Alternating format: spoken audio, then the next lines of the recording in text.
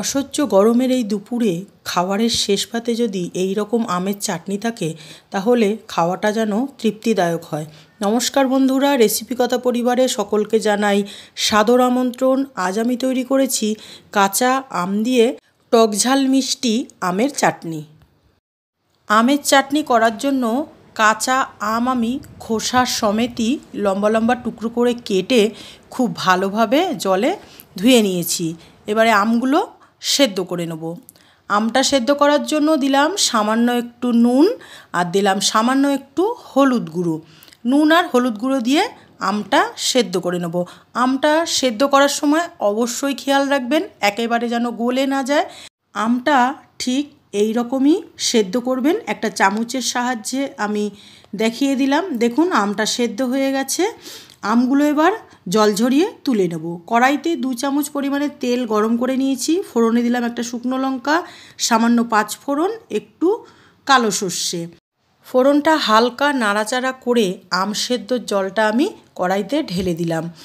আম সেদ্ধর জলটা দিয়েই আমি চাটনিটা করব। যেহেতু আমি টক ঝাল মিষ্টি চাটনি তৈরি করব তাই আপনারা নাও দিতে পারেন আম সেদ্ধর জলটা খুব ভালোভাবে ফুটে উঠেছে। দিয়ে দিলাম চিনি। চিনিটা আপনাদের আন্দাজ মতনই দেবেন, যেরকম মিষ্টি পছন্দ করবেন সেই অনুযায়ী চিনি দেবেন। চিনিটা খুব ভালোভাবে মেল্ট হয়ে গেছে। এবারে চিনির শিরার মধ্যে সেদ্ধ আমগুলো দিয়ে দিলাম।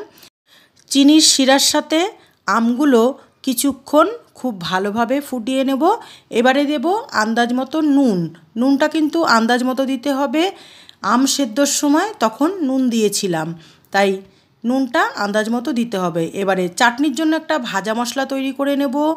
দিলাম 1/2 চামচের কম 5 ফোড়ন, আর দেব 1/2 চামচ মৌরি, দেব একটা শুকনো লঙ্কা। সমস্ত মশলাই ড্রাই রোস্ট করে গুঁড়ো করে নেব চাটনিতে দেওয়ার জন্য। মশলাটা গুঁড়ো করার সময় একটু দানাভাব রেখে গুঁড়ো করবেন। দিয়ে দিলাম ভাজা মশলা।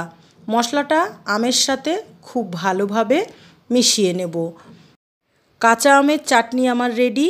বন্ধুরা, আমার রেসিপিটি যদি ভালো লাগে তাহলে অবশ্যই একটা লাইক করবেন, শেয়ার করবেন, আর আমার চ্যানেলে যদি নতুন বন্ধু হয়ে থাকেন তাহলে একান্তই অনুরোধ রইল আমার চ্যানেলটি সাবস্ক্রাইব করে পাশে থাকা বেল আইকনটি অবশ্যই প্রেস করবেন। তাতে করে আমার রান্নার নতুন ভিডিও নোটিফিকেশান সবার আগে আপনার কাছে পৌঁছে যাবে।